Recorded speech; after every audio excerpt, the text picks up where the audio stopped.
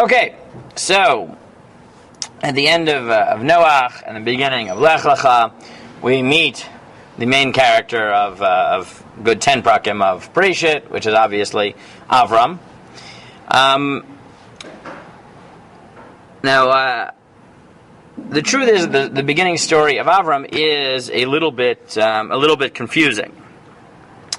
And this is what many of the Farshim know, and we're going to focus on two Pashtanim today and how they deal with this problem. If you start Parshat Lech Lecha, so you get Vayomer Adonai el Avraham Lech Lecha me'artzecha u'mimoladitecha u'mibeit avicha el aretz asher areka ve'azcha l'goy gadol, etc. And leave your land, and I'll make you into a great nation. And in Pasuk Dalet you get Vayelech Avram kasher diber elav Adonai Vayelech ito lod Avram ben chamesh shanim v'shivim shana b'tzeito mecharan. So he left at 75 years old, and he took Lot, Vaikach Avram et Sarai Yishto, etc. In the end of the pasuk, Vayelchu lolechet Arza Canaan Vayvo Arza Canaan. So if you just read the first, 5-6 psukim of Lech Lecha, so you would assume that why did Avram leave? Because God told him. Where did he leave from? Haran. And that's what you would get, right? That's not so complicated. The problem is that by the time you get but if you go back just to the end of last week's parasha, it gets very confusing, because what happened at the end of last week's parasha? Yeah, right, is that at the end of last week's parasha, when we met Terach, first of all, you find out that he's not from Haran, he's from Ur-Kasdim, right? Which is a different place, for the record. And Vaikach Avram v'Nachor lam nashim, so they get married. And in Pasuk Lamed Aleph, Vayikach Terach and Avram beno v'et Lot ben Haran ben beno v'et Sarai kaldo ejed Avram beno v'echu itam mirkatim loch al Arza Canaan v'evo ad Haran v'echu sham. Terach took them going to Canaan, and they stopped in Haran. Right, so the end of last week's parsha, the feeling you get is that first of all, Terach is responsible for them going to Israel, and they're coming from Ur-Kasdim, and they just end up, for some reason, getting delayed in Haran and never leaving. And as soon as you open Perek Yud Bet, it sounds like no. Avram was in charge, not Terach, and Avram left specifically for divine command, which doesn't appear in Perek Yud Aleph, right? And his starting place seems to be Haran, right, rather than Ur-Kasdim. Now this is complicated not just from here, but in Bereshit Perek Chav Daled, when Avram sends Eliezer to go and find a wife for Rivka, he says, El Artzi ve'el Moladiti, and where does he go? Haran, which makes it sound again like beginning of Lech Lecha, that Haran is his birthplace, rather than where he happened to have ended up after Terach already left Ur-Kasdim. It sounds like they originated in Haran, right? So you can't just say, they were in Ur-Kasdim and then they were in Haran, but really Ur-Kasdim is his home. Right? It's not really true. It sounds like from Bereshit Chav Daled that Haran is his home, but in Yoshua, Perek Chav Daled, when retelling the story of the Jewish people, it says that Avram comes from Ever HaNahar, which is not totally clear what that means, but Ever HaNahar sounds like it's Ur-Kasdim, which is on the other side of the Euphrates, right? So it's really not clear what happens, and all the Mefarshim try to figure out what is going on here. So, we'll focus on two Pashtanim.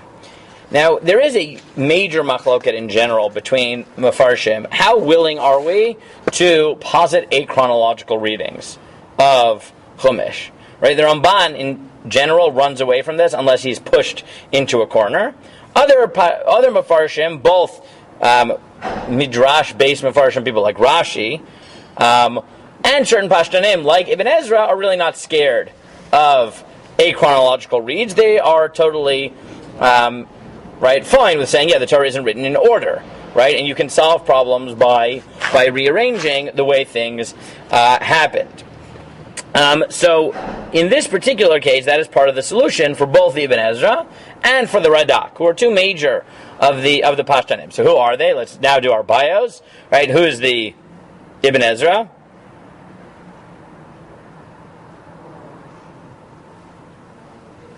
of Avraham Ibn Ezra. When does he live? Come on.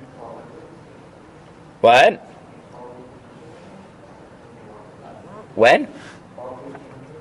Let's get his exact years. No, you're a little bit late on him, right? Ibn Ezra. I'll get his exact years.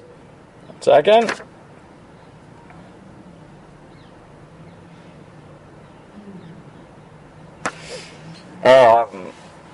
The Ibn Ezra is from 1089 to 1167. Remember, he's before the Ramban. The Ramban is responding to him.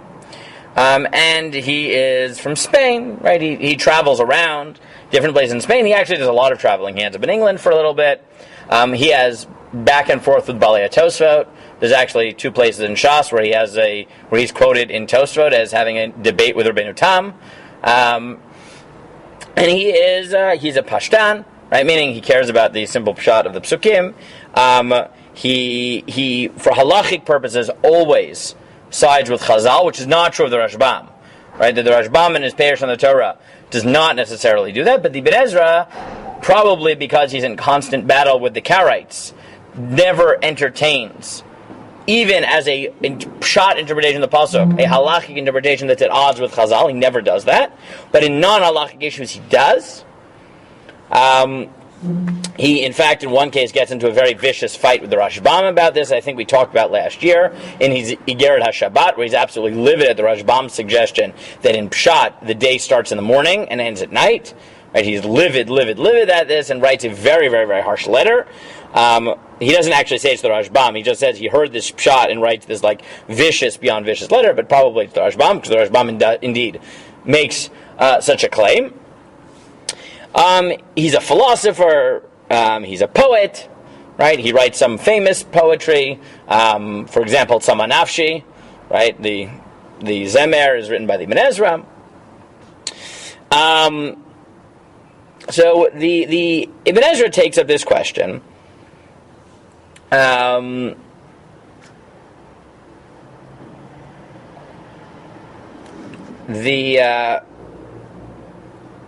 Any other questions, by the way, the Ibn Ezra? Right? We know the Ibn Ezra a little bit. We've heard of him. Yes. What?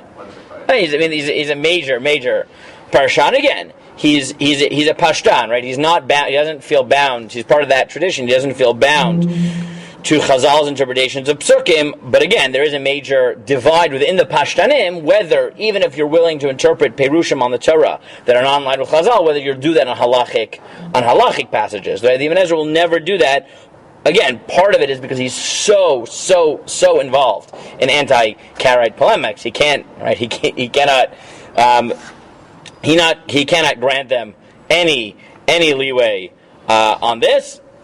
The Rashbam, as a Balei Tosfot, really isn't fighting that in the same way. So the Ibn Ezra, his solution to this is to posit a multi-tiered or multi-staged exit from Haran, right? From Ur Kasdim. This is what he writes in Perek Yud Aleph, Pasuk Chof Tet.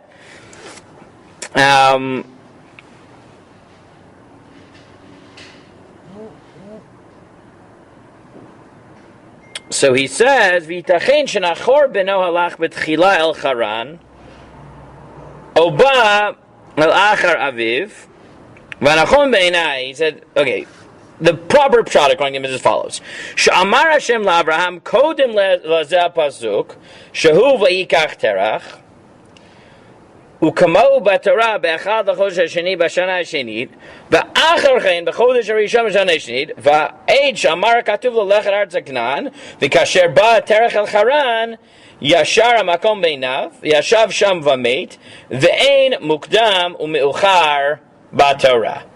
Right, so what does the Ibn Ezra say? So, he suggests that the solution, and again, right, you see that already, right, the way he summarizes it is, at the end of his paragraph, if you didn't catch all the details, but let's start from the end, is, and again, part of what I want to do is this methodological point, is that the Ibn Ezra, even as a Pashtan, thinks that it is totally legitimate to read the Torah not in chronological order to solve textual problems. Now again, that methodology is introduced by Chazal as well, right? And that's why people like Rashi, who are much more based in Midrashim, are also comfortable with. The Ramban Dafka is not. So this is how the Ibn Ezra takes it. Hashem tells Avram to leave for Canaan. When? Before Terach even leaves.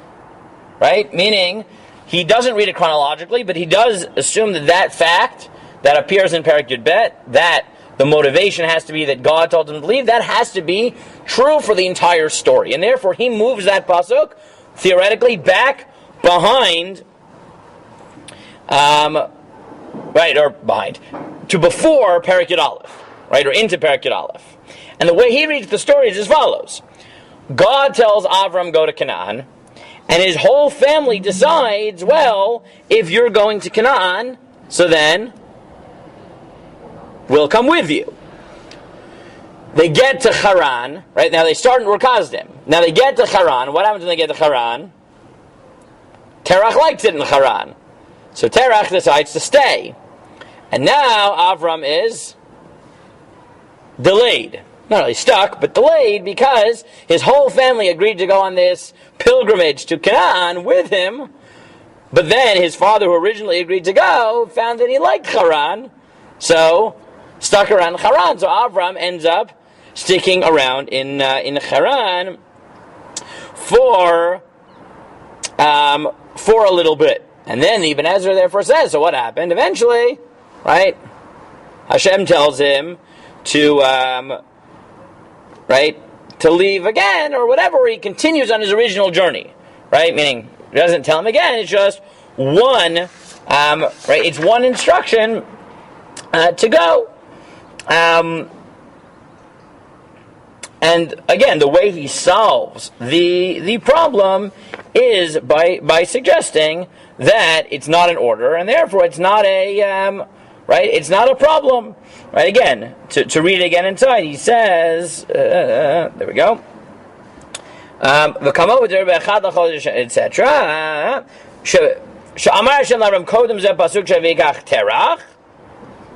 Right, it happened first, and then so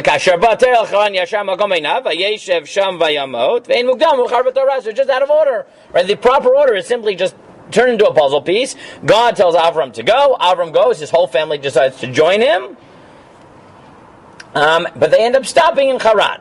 Now, for the Ibn Ezra, it's critical, therefore, for him to know that from the beginning they're going to Canaan.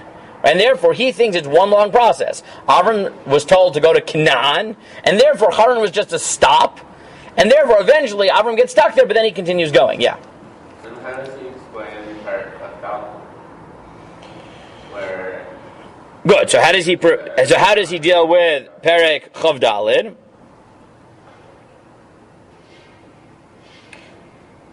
So the way the Ibn Ezra suggests is, okay, I see that today we're only going to get through the Ibn Ezra, but that's fine, right? Because so what's the Ibn Ezra do? He makes it very careful.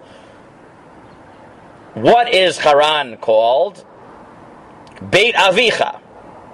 So the Ibn Ezra suggests is God knew that Haran that Terach would end up getting caught in Haran, and this would be his new family place, right? So when he says Me'artzecha mimoladatecha, so that might have meant, right? That referred to the first stage, meaning leave Urkazdim, but originally he is also telling and leave Beit Avicha, meaning once your father gets stuck in Haran, I want you to leave there too. So then in Perek Chav Daled, when he says go back to my family's place, he means, yeah, but what he means is, go back to, right, so what he says is only Molati, and this is Ibn Ezra being very, very meduyak. Molati is Urkazdim, Artzi is Haran, because he lived there for a few years, so it's also Artzi, it's also Beit Avi. Now, and why does he think, therefore, that right, once he's willing to say that, why does he think he left from Ur Kasdim? And he got the instructions to Ur Kasdim? Because in Brit Ben HaBetarim, Hashem says, Ani Hashem asher hotzeticha me'Ur Kasdim.